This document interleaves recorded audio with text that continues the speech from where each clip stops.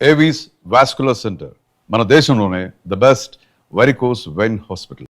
And పద్మాలయలోనే మీరు ఆ సీజన్లో సినిమాలు చేస్తూ అమితాబ్ బచ్చన్ గారితో ఓ సినిమా చేయాలని చెప్పి ఓ ప్రయత్నం చేశారు. ఆ ప్రయత్నం మీరు చేయలేదు, చేయాల్సి వచ్చింది.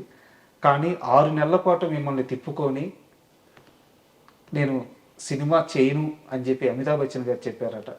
ఏ సందర్భంలో చెప్పారు, ఎందుకు ప్రయత్నించారు? పొలిటికల్ సినిమా చేద్దామని తెలుగులో చేశాం కదా, నా పిలువే ప్రపంచం అని ఇట్లా, అంటే ఎగనెస్ట్ టు ద గవర్నమెంట్.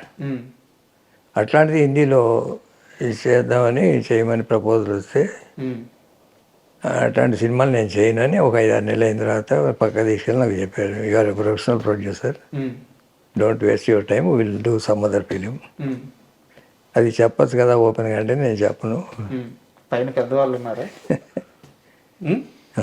పైన పెద్దవాళ్ళు ఉన్నారా? అదే నేను చెప్పను, ఇట్లాంటివి చేయను. అమితాబ్ బచ్చన్ గారితో అలాంటి పొలిటికల్ బ్యాక్గ్రౌండ్ సినిమా చేయిమని మిమ్మల్ని అడిగింది ఎవరు? అది ఫ్లాష్ బ్యాక్ వద్దులేండి ఆ పేర్లు. చాలా పెద్దవారా?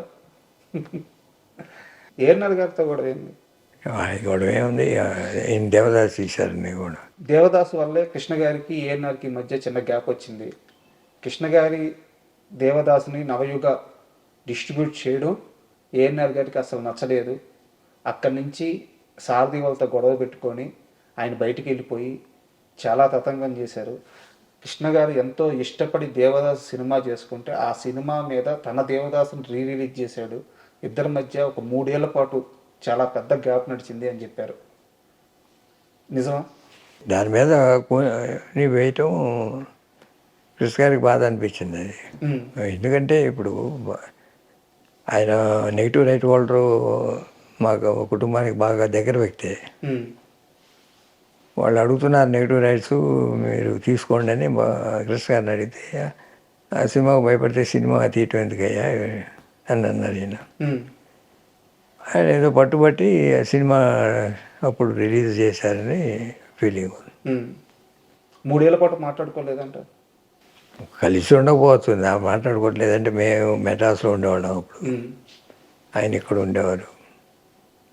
2-3 ఏళ్ళు సినిమా కూడా లేదు ఆయనకి అప్పుడు, ఆ పీరియడ్లో గ్యాప్లో హార్ట్ ఆపరేషన్ చేసుకున్నారు.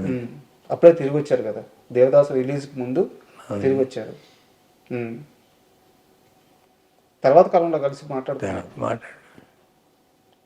కృష్ణ గారిని బాగా ఇష్టపడ్డ హీరోలు అంటే ఎవరి పేరు చెప్తారు? రామారావు.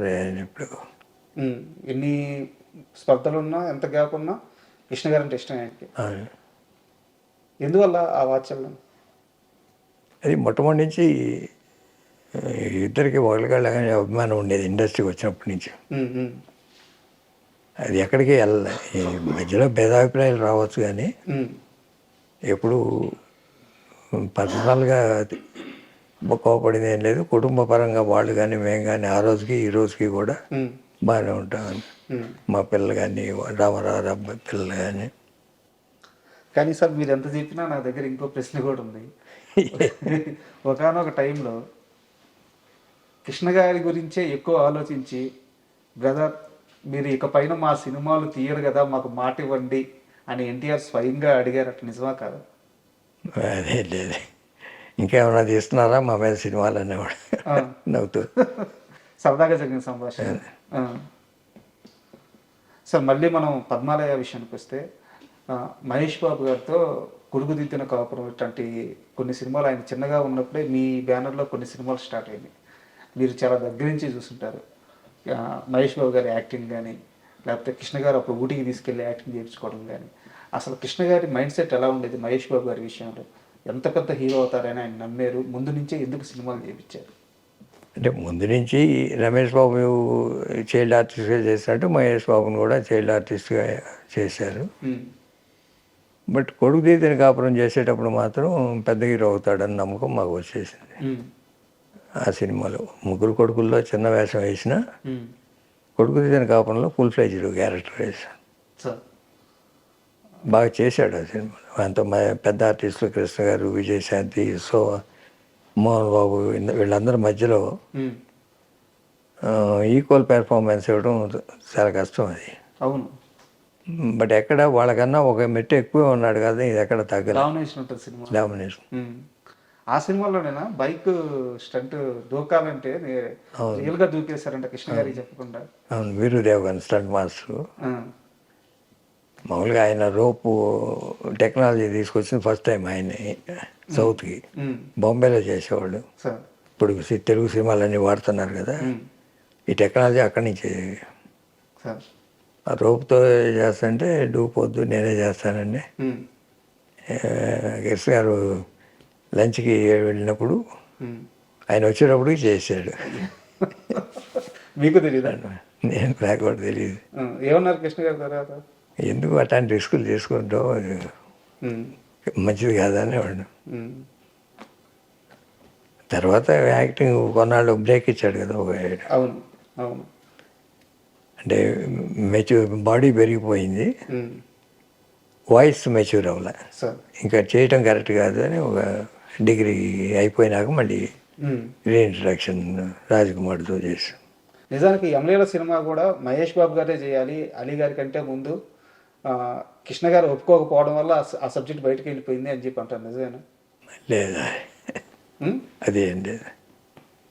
అండ్ రాఘవేంద్రరావు గారితో మీరు మీ బ్యానర్లో ఒక్క సినిమా కూడా తెలుగులో చేయలేదు.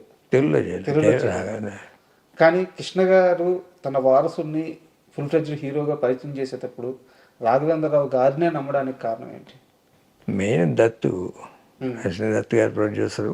ఉమ్, కొంచెం మామూలుగా భారీ సినిమాలు చేస్తుంటాడు. ఉమ్, రాఘవేంద్రరావు కమర్షియల్ డైరెక్టరు, రెండు మిక్స్ అయితే బెటర్ అనే ఉద్దేశంతో చేయమన్నాడు. సార్. పెర్ఫార్మెన్స్ కొత్తవాడైనా చేయించుకోగలడు అనే దానికి కూడా ప్రాధాన్యత వల్ల. ఎందుకంటే మహేష్ బోర్న్ ఆర్టిస్ట్ లాగా చేసేవాడు, ఉమ్, పెద్ద డైరెక్టర్లు ఎలా చేయాలి అని చెప్పకల్లా కమర్షియల్ యాంగిల్ ఉంటే చాలు. ఉమ్, ఆ సినిమా కూడా ఏంటంటే రాజకుమారుడు ఓ సినిమా ట్రైలర్ లాగా, మా హీరో యాక్టింగ్ ఎలా చేయగలడు, లేకపోతే డ్యాన్స్ ఎలా చేయగలడు, లేకపోతే ఫైట్ ఎలా చేయగలడు అంతే కానీ ఉమ్, కథకు పెద్ద ప్రాధాన్యత ఉండదు. మీరు చూస్తే సార్. రాజకుమారుడు సార్. వాటికి రాఘవేంద్రరావు బాగా చేస్తాడు. సార్. ఇది కమర్షియల్ ఎలిమెంట్స్. సార్. అంటే ఎలాగో రాజకుమారుడు ప్రస్తావన వచ్చింది కాబట్టి చాలా చిన్న వయసు సార్ నాది, 10 ఏళ్ళు ఉంటాయో ఏమో సరిగ్గా గుర్తులేదు. మాది కావల్ సార్, నెల్లూరు జిల్లాలో కావలని ఒక టౌన్, చిన్న టౌను. స్పందన థియేటర్లో రాజకుమారుడు సినిమా రిలీజ్ అయింది. యాక్చువల్గా థియేటర్ వరకు ఎంత పెద్ద హీరో సినిమా రిలీజ్ అయినా ఆ థియేటర్ వరకు కట్అవుట్లు ఉంటాయి. అప్పట్లో క్లాత్ మీద రాసేవాళ్ళు బ్యానర్స్, ఈ ప్రింటింగ్ కాకుండా క్లాత్ మీద రాసేవాళ్ళు. ఒక వీధి సార్, ఒక 1 కిలోమీటర్ వరకు మొత్తం బ్యానర్లు పడిపోయినాయి, కటౌట్లు పడిపోయి ఉన్నాయి. మహేష్ బాబు గారిని చూడడం కొత్త, అంటే గుర్తుపట్టే అంత వయసు కాదు నాది. అప్పుడు వెళ్తా మా అన్నగారిని అడిగాను, ఎవరైనా ఏంది ఇప్పటిదాకా ఏ హీరోకి లేదు అంటే, కృష్ణ గారి కొడుకురా, కృష్ణ గారి ఫ్యాన్స్ అంటే ఇలాగే ఉంటారు,